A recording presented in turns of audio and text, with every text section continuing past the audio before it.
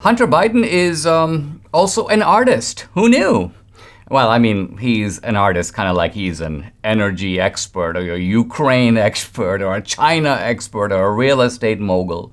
The simple truth that he's none of these things. And if you look at Hunter Biden's art, well, first of all, I'm not even sure he did any of it. It doesn't, he could, I guess, produce art in a cocaine-induced haze. But I have a feeling that he got somebody else to do this stuff. But nevertheless, he wants to sell it. He wants to sell it under his own name. And he wants to sell it clearly as a mode of access to the Biden family. The Biden racket continues with Joe Biden in the White House.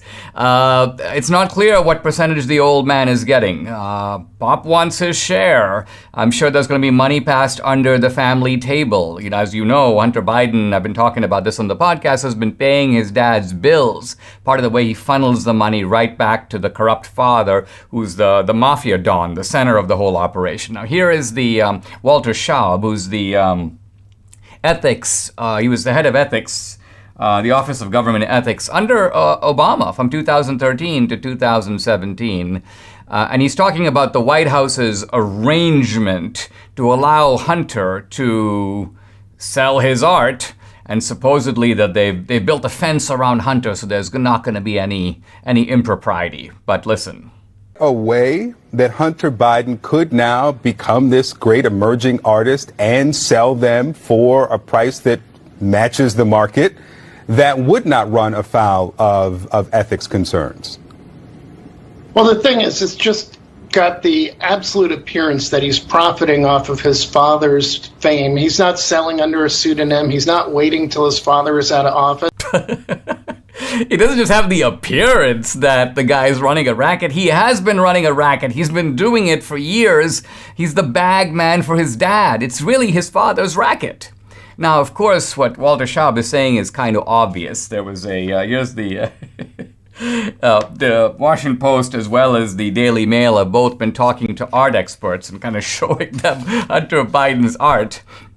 And here's Mark Strauss, by the way, who runs a gallery in the Lower East Side of Manhattan. He goes, quote, "Nobody would ever start at these prices." We're talking about prices, by the way, up to $500,000 a painting. Think about that for Hunter Biden, not known as an artist previously.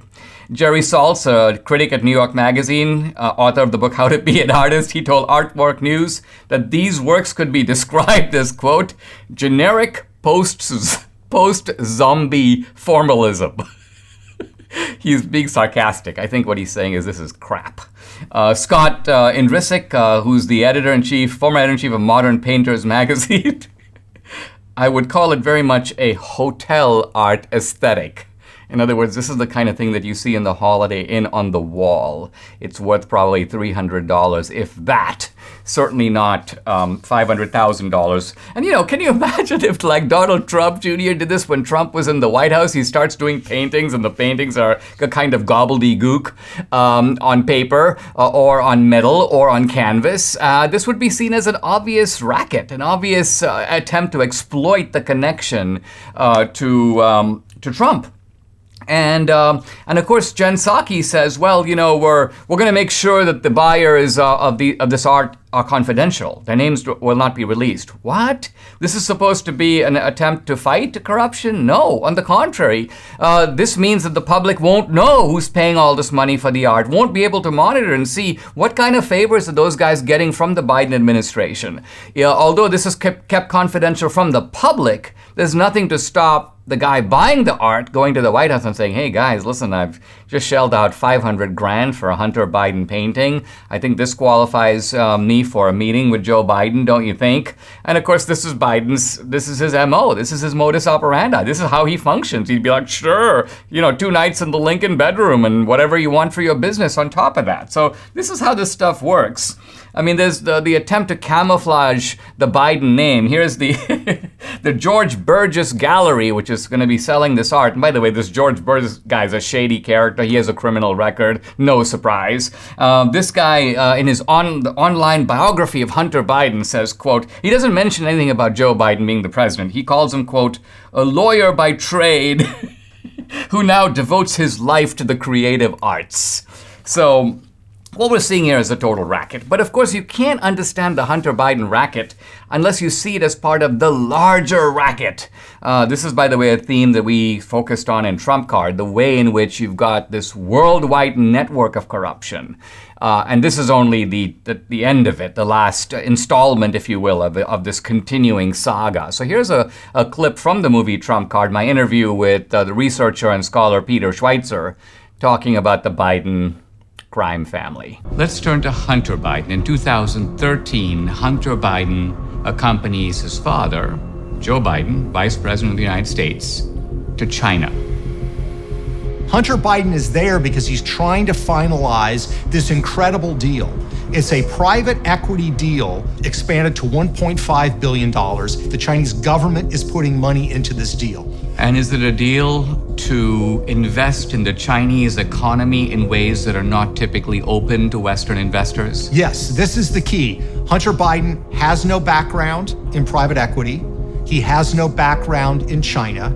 He gets a deal through the Shanghai Free Trade Zone that nobody else operating in China has. The Chinese have had a strategy throughout the Asia-Pacific region of striking deals with the family members of political figures like Joe Biden because they expect favorable policies in return. Now, the key point here is all of this is documented on Hunter Biden's laptop. There's no doubt it's Hunter Biden's laptop. You might remember when the laptop story first surfaced how 50 intelligence officers, and this just shows what deceitful crooks these people are, all said, oh yeah, this is all the hallmarks of Russian disinformation. Russian disinformation? Could they actually have sent, time-coded emails under Hunter Biden's personal email? Could they have figured all that out, rigged his whole browser history, manufactured Hunter Biden's own texts and send them to other people with replies that would come contemporaneously? Did the Russians do that? It was manifestly preposterous.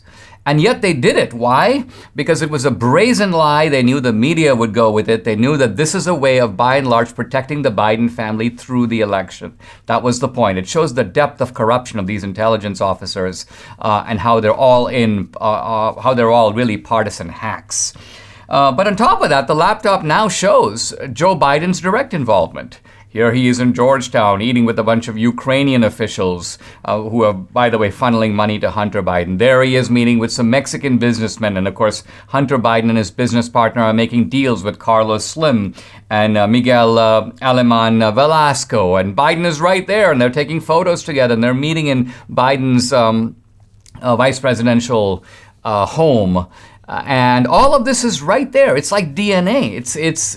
It's indisputable, and yet the media won't touch it. They're pretending like this is not a story. It's almost like they're telling their readers that if you wish it not to be a story, we're going to make that wish come true by not making it a story, even though they know that it is a story and it is very damning. And precisely because it is damning, they're circling the wagons around the Biden family, not in order to expose the Biden family corruption, but to make sure it never gets out.